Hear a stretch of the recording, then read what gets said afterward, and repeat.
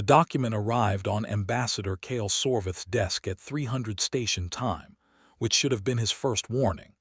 Not because of the hour. Bureaucratic transmissions ignored chronology, but because the document was already 3 days old when it reached him, and 3 days was exactly the amount of time the Conclave's routing system needed to quietly reclassify something as administrative rather than urgent. Someone with significant authority had decided this particular message should feel routine by the time anyone important read it. The message was 4 sentences long. Earth has acknowledged receipt of Disarmament Resolution 7 Gamma. Earth has expressed gratitude for the Conclave's patience and attention to galactic stability.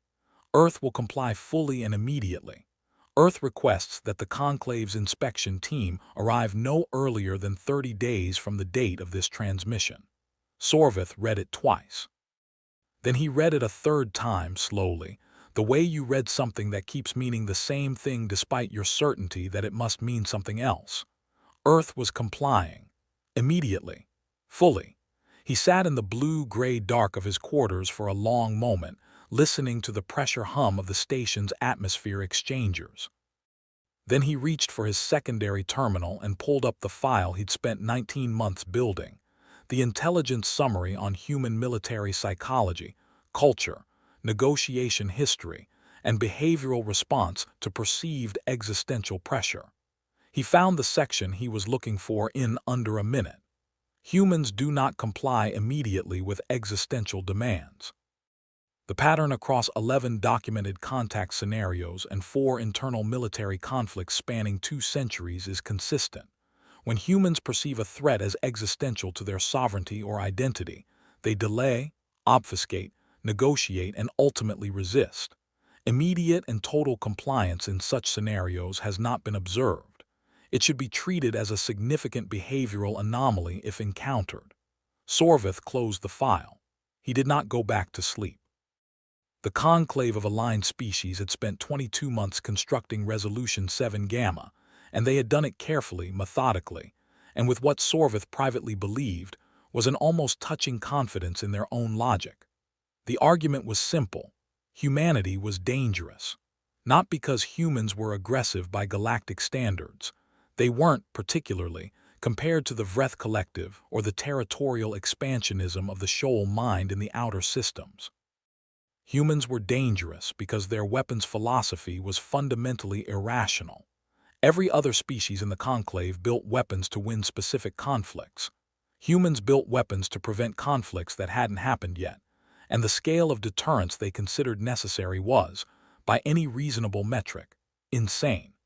A single human naval vessel carried enough destructive payload to render a mid-sized moon geologically unstable for 600 years. Not because they intended to do it, not because any tactical doctrine required it, because somewhere in the accumulated institutional memory of human military planning, someone had decided that the possibility of doing it was worth more than the certainty of never needing to. The conclave had looked at this philosophy and reached what seemed to them an obvious conclusion. The humans were one miscommunication, one equipment malfunction, one psychologically unstable officer away from an accident that would kill billions. They weren't wrong about the potential.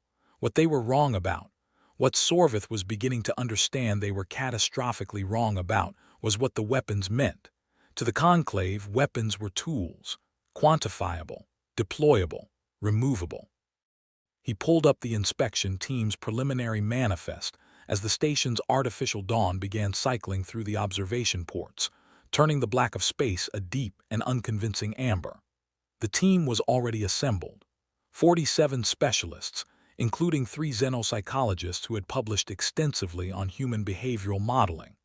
They would arrive at Earth's primary orbital platform in 29 days.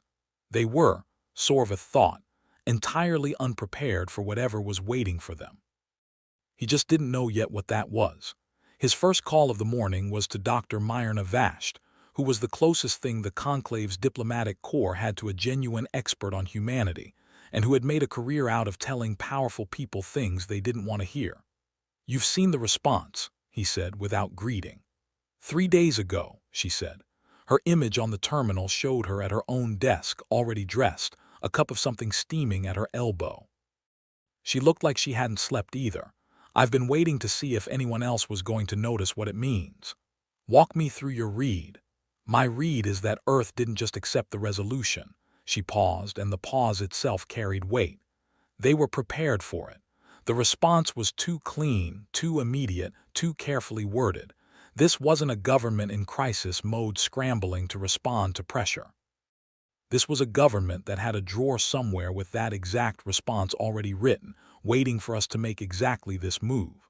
Sorvith felt something settle in his chest. Not fear exactly, the precursor to it.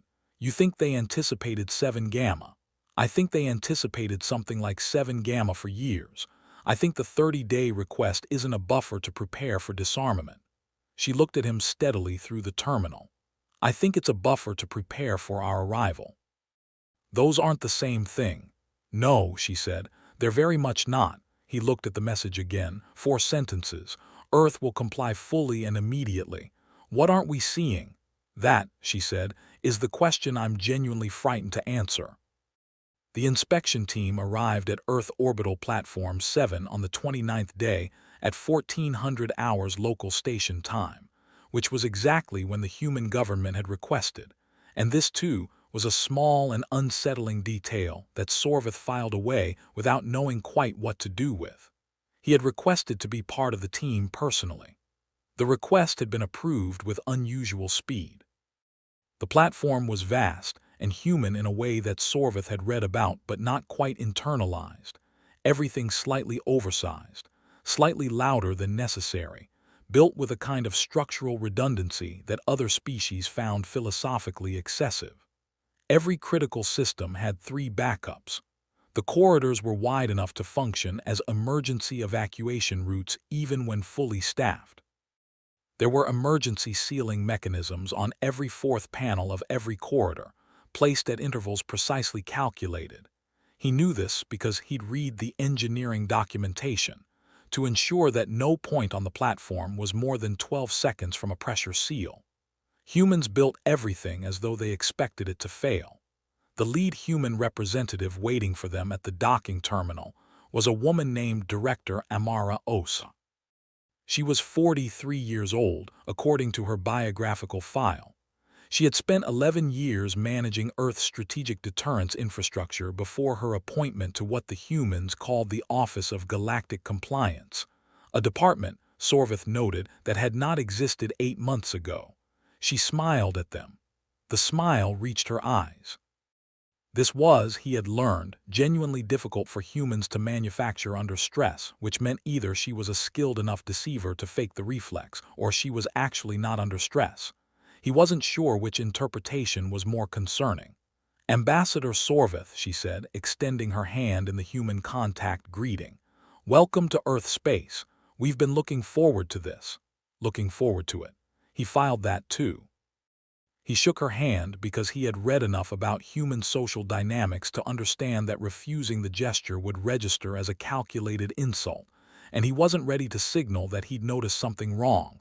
Not yet. Director Osai, he said, thank you for facilitating this visit. Of course. She gestured toward the corridor behind her. We've prepared full access for your team.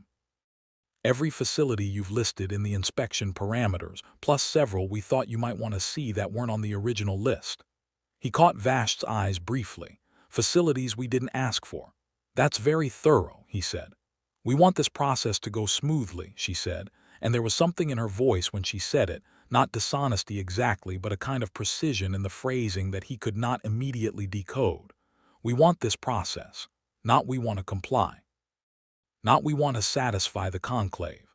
The process itself was the thing she valued. He followed her down the corridor and told himself he was overthinking it. He would spend the next 16 days discovering that he hadn't been thinking nearly hard enough. The weapons were real. That was the first thing the inspection team confirmed, and it was also, in retrospect, the first piece of information that led them entirely in the wrong direction. The human government opened 17 primary military storage facilities in the first 4 days. The contents matched the intelligence estimates almost exactly. Warheads, delivery systems, energy weapon platforms, the terrifying redundant kill chain architectures that had given Conclave analysts nightmares for a decade.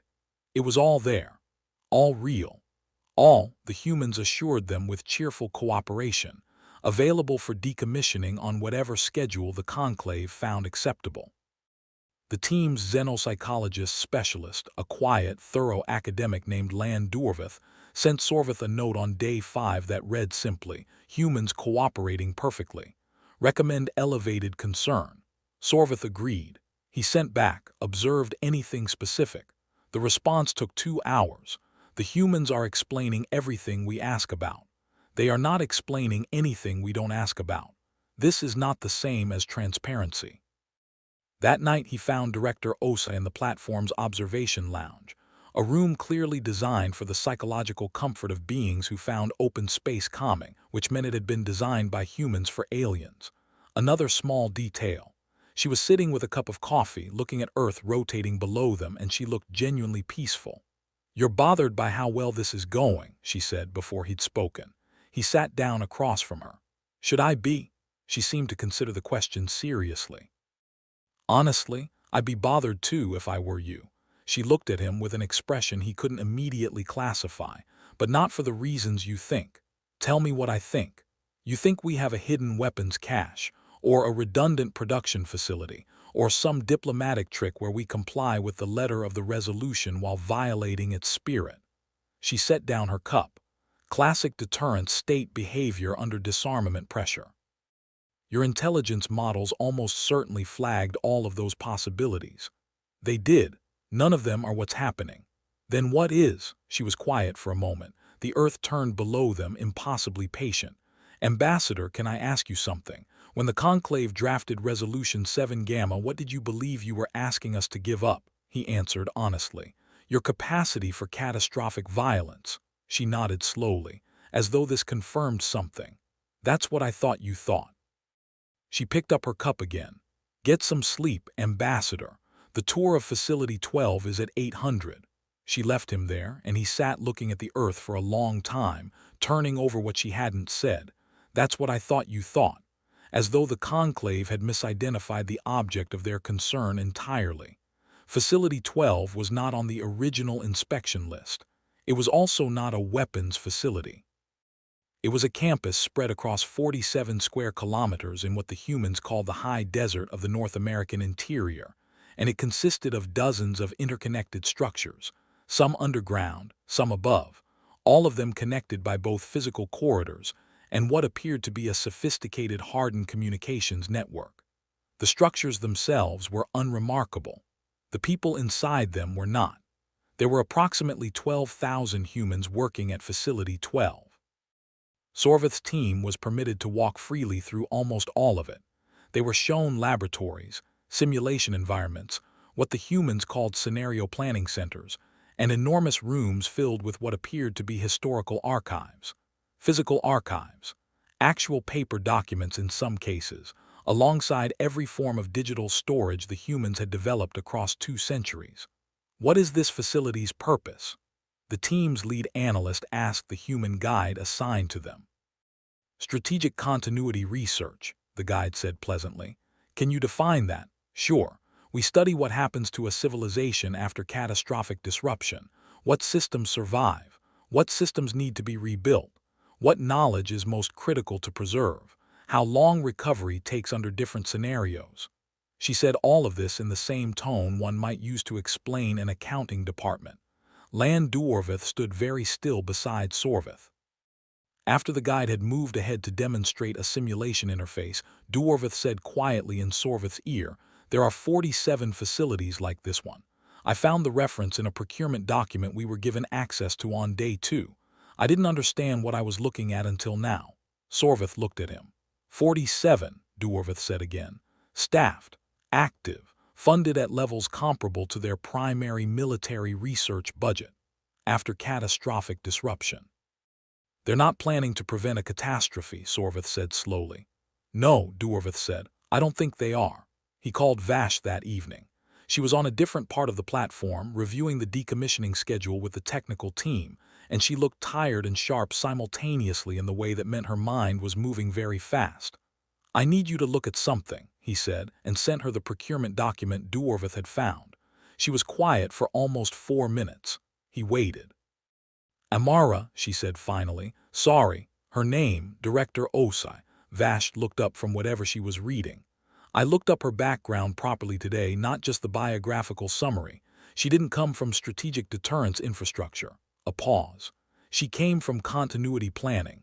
Specifically, she spent 7 years managing something humans call the Successor Archive Project, which is a project dedicated to ensuring that, if human civilization were reduced to, and I'm quoting their documentation here, any surviving population above functional tribal threshold, enough knowledge, institutional structure, biological diversity, and technological foundation would exist to reconstitute a technologically capable civilization within 3 to 5 generations." The room felt very quiet. "They've been planning for their own extinction," Sorvith said. "Not their extinction." "Their interruption," Vashti shook her head slightly. "There's a difference, and I think it's a difference that matters enormously. They don't expect to stop existing. They expect to continue." She looked at him. "Whatever we do to them." He requested a formal meeting with Director Osai the following morning. She arrived precisely on time, accepted coffee from the service unit, and sat across from him with that same expression of careful, genuine attention that he had been trying to decode since he'd met her. "The continuity infrastructure," he said. "I'd like to talk about it." "I expected you would," she said. "Why were those facilities included in our access if they're not part of the weapons decommissioning?" "Because they're relevant to the intent of Resolution 7 Gamma," she said. "The resolution is about preventing humanity from threatening galactic stability through violence. I think it's important for you to understand the full picture of how humanity relates to violence, not just the weapons, the philosophy behind them. And the philosophy is," she turned her coffee cup in her hands. It was a very human gesture, something to do with the hands when the mind was deciding how much to say. "Ambassador, how does the Conclave understand deterrence?" "As a threat," he said. "A credible threat of harm maintained to prevent a conflict neither side wants." "Yes, that's the rational actor model," she nodded. "It's also, with respect, incomplete when applied to humanity." She looked at him. "A deterrent only functions if the party being deterred believes 2 things, that you can carry out the threat and that you will." Most species, when under sufficient pressure, eventually conclude that they cannot afford the cost of carrying out a deterrent, that no goal is worth a truly catastrophic response. The threat becomes a bluff, and eventually every sufficiently rational adversary calls the bluff. "Humans believe they would actually carry out their threats," Sorvith said. "Humans believe that whether or not they carry out the threat is irrelevant," she said quietly, "because the civilization continues regardless. You cannot deter a civilization that has already planned for its own worst-case scenario and concluded that it survives." He sat with that for a moment. "The weapons," he said, "are a deterrent," she agreed. "We'll decommission them exactly as agreed, everyone." "But," she looked at him steadily, "but the deterrent was never primarily the weapons, Ambassador. The weapons were the visible component, the component that looked like what you expected a deterrent to look like." A pause. "You've been for approximately 60 years primarily deterred by our own continuity architecture, by the fact that we have made ourselves genuinely, structurally unkillable as a civilization, and we have made sure that anyone paying attention knows it." He felt the shape of it assembling in his mind, piece by piece, each piece making the picture simultaneously clearer and more unsettling. "You showed us the weapons." "Yes. You wanted us to focus on the weapons." She didn't answer that directly. She said, "We complied with the resolution completely and immediately because the resolution was never a threat to our actual security architecture. It was a threat to the architecture that looked like security, which we were willing to surrender." She set down her cup. "We wanted the Conclave to be satisfied. We wanted this process to go smoothly. We genuinely mean no harm to any member species and never have. But you also wanted us to see the facilities." "Yes." "Why?" The silence stretched for a moment that felt much longer than it was. "Because," she said, "I think it matters that you understand what you did and didn't accomplish, not as a threat, as information." She met his eyes. The Conclave spent 2 years building a resolution to remove humanity's deterrent capability, and you've done it. The weapons will be gone within 18 months. That is real, that is complete, and we have no intention of reversing it. She paused. But we thought you should know, before you report back to the Conclave, that the problem is solved, that we were never primarily protected by the weapons. What were you protected by? The fact, she said, that we looked at our worst-case scenarios and decided to survive them instead of prevent them. A breath. Other species build deterrents because they want to avoid a catastrophic conflict. We built ours because we looked at history, our own history, 5,000 years of it, and decided that catastrophic conflicts are sometimes unavoidable. So we built for the after. He filed a full report to the Conclave that night. He included everything: the facilities, the conversation, the procurement documents, Dwarvith's analysis, Vasht's research on Osai's background. He organized it carefully and without editorializing, because the facts were sufficiently alarming without emphasis. The Conclave's response arrived in 36 hours, which was unusually fast. It said, essentially, that the report was noted, that the decommissioning should proceed as planned, and that the Conclave would review the continuity infrastructure question in a future session. Sorvith read the response 3 times. Then he went and found Vasht. She was in the archives section of the inspection team's workspace, surrounded by documents she'd printed physically because she found it easier to think with paper in her hands. She looked up when he came in and read something in his face. "They're going to call it a success," she said. "Yes. They're going to report to the member species that Earth has been disarmed and the risk is resolved." "Yes." She was quiet for a moment. "Are they wrong?" He thought about it carefully. "The weapons are being decommissioned. That's real. The visible deterrent is being removed." The Conclave's concern was genuinely about a military accident, a miscommunication, a weapons malfunction. Then yes, the risk is genuinely reduced. But if the concern was about whether humanity could be compelled, whether the application of sufficient galactic pressure could change what humans are willing to do or willing to endure, he stopped. Vasht finished it. "Then we've learned exactly the opposite of what we hoped." He nodded. And there it was, the full shape of it, assembled at last. The Conclave had spent 22 months building a resolution designed to demonstrate that humanity operated within the same rational actor framework as every other species, that the right pressure, applied through the right channels, could reshape human behavior to fit galactic norms. And Earth had complied, immediately, fully, with a smile that reached its eyes. And in complying had demonstrated something that no amount of resistance could have shown more clearly: that the weapons weren't what humanity was protecting. That the thing humanity was protecting, the actual object of their strategic philosophy, was something the Conclave had never identified, never targeted, and could not reach with any resolution. He found Amara Osai on the observation deck again on his last night aboard the platform. She was looking at Earth. She always seemed to be looking at Earth. "Can I ask you something?" he said. "Of course." The 30-day buffer before our arrival, he looked at her. "What did you spend it doing?" She smiled, and this time he recognized the smile. Not warmth exactly, or not only warmth, satisfaction. The satisfaction of someone who has been waiting for exactly this question. "Finishing the 48th facility," she said. He looked at her. "And the 49th, she added. The construction program accelerated significantly when the resolution passed. We prioritized the most vulnerable knowledge categories: ecological restoration science, genetic diversity archives, foundational manufacturing capability, theoretical physics at the pre-specialization level." She paused. "Things that are easy to lose and very slow to rediscover." "You used our pressure," he said. "We used the clarity," she corrected gently. "You showed us a timeline." 18 months of decommissioning, followed by Conclave verification, followed by whatever comes next. It was useful to know the timeline. It helped us prioritize. She looked back at the Earth. "We're not adversaries, Ambassador. We genuinely aren't.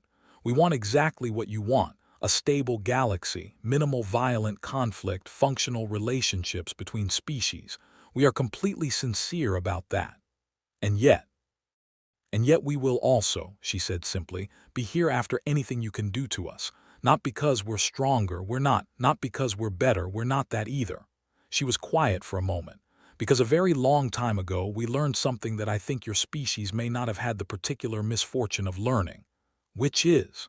She was quiet for long enough that he thought she might not answer. That civilization's end, she said finally. It's not a possibility or a risk or a scenario to be managed. It's a thing that happens like weather.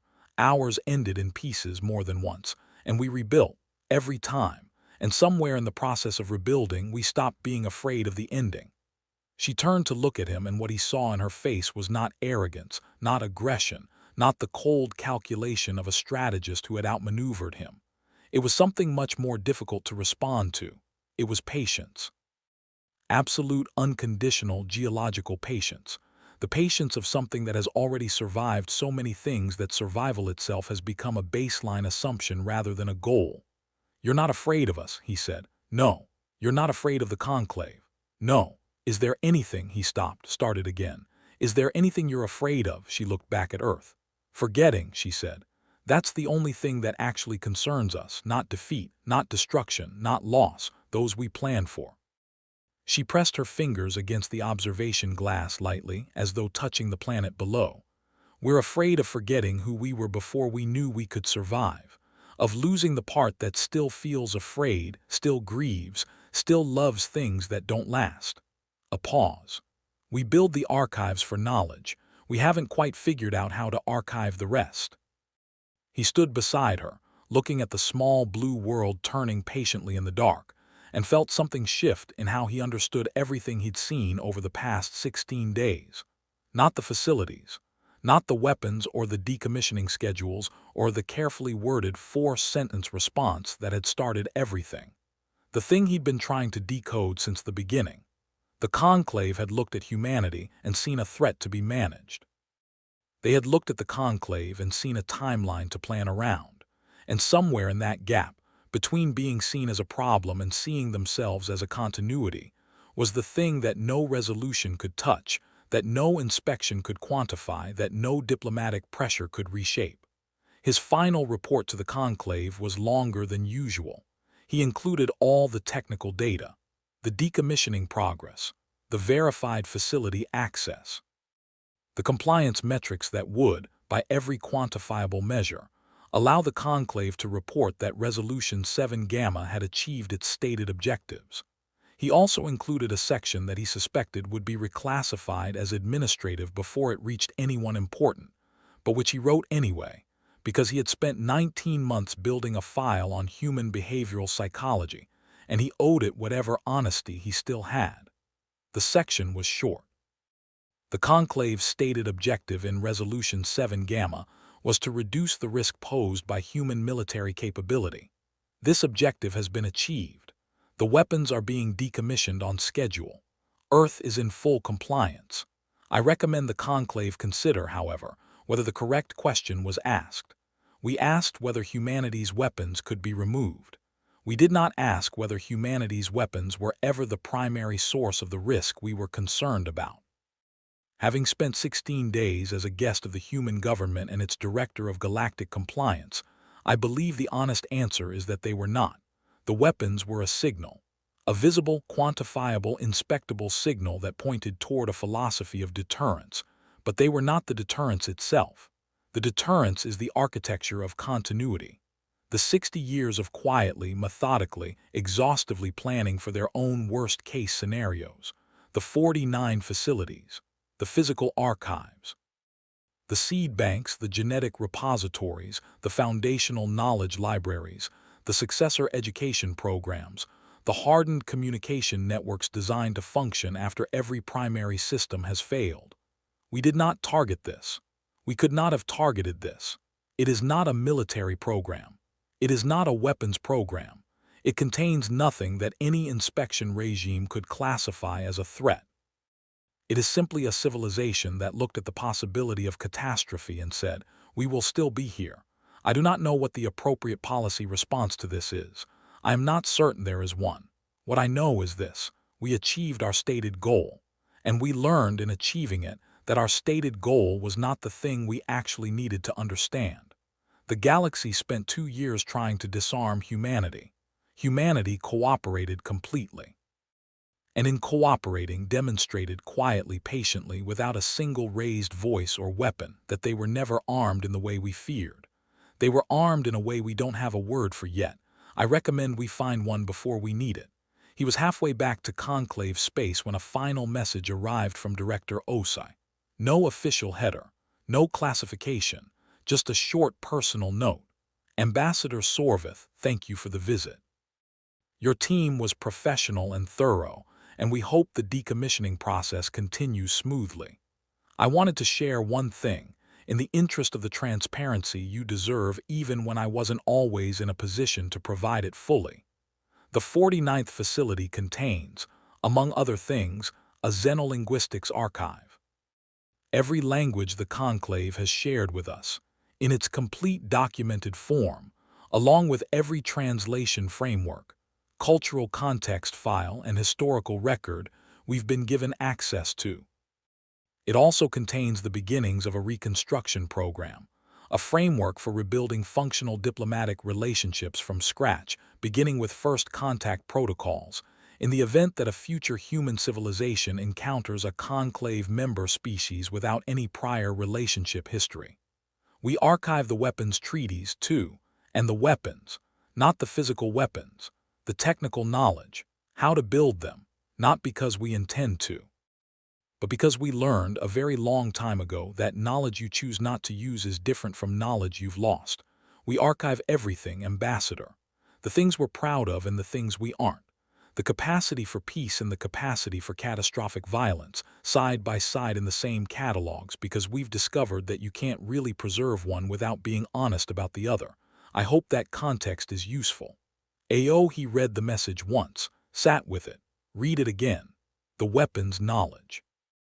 Archived, preserved, not deployed, not threatened, not pointed at anyone, just kept with the same meticulous care as the seed banks and the language libraries and the genetic diversity records, because humanity had decided that the choice not to use something was only meaningful if you still could. The Conclave had spent 22 months and all the diplomatic weight of 16 member species, removing a deterrent, and humanity had complied, and the deterrent remained. Not in the warheads being carefully disassembled in orbital decommissioning facilities. In the knowledge of how to build them, sitting quietly in a hardened archive in the high desert, next to the xenolinguistics files and the ecological restoration manuals, and the reconstruction frameworks for civilizations interrupted by things they didn't choose and couldn't prevent. He looked out the viewport at the stars. Thousands of them, each one another system, another species, another civilization that had looked at the galaxy and decided what it was. And somewhere behind him, in a small corner of one ordinary solar system, a civilization that had ended before and rebuilt before and grieved before and continued before was filing papers and updating archives and doing the quiet, permanent, essentially unkillable work of being humanity. Not because they had won anything. Not because they were stronger than anyone. Because they had looked at everything they'd already survived and decided, without drama, without ceremony, without even very much emotion, that whatever came next they would be there for it. The stars didn't answer. They never did. But he understood for the first time why that had never stopped anyone from looking at them.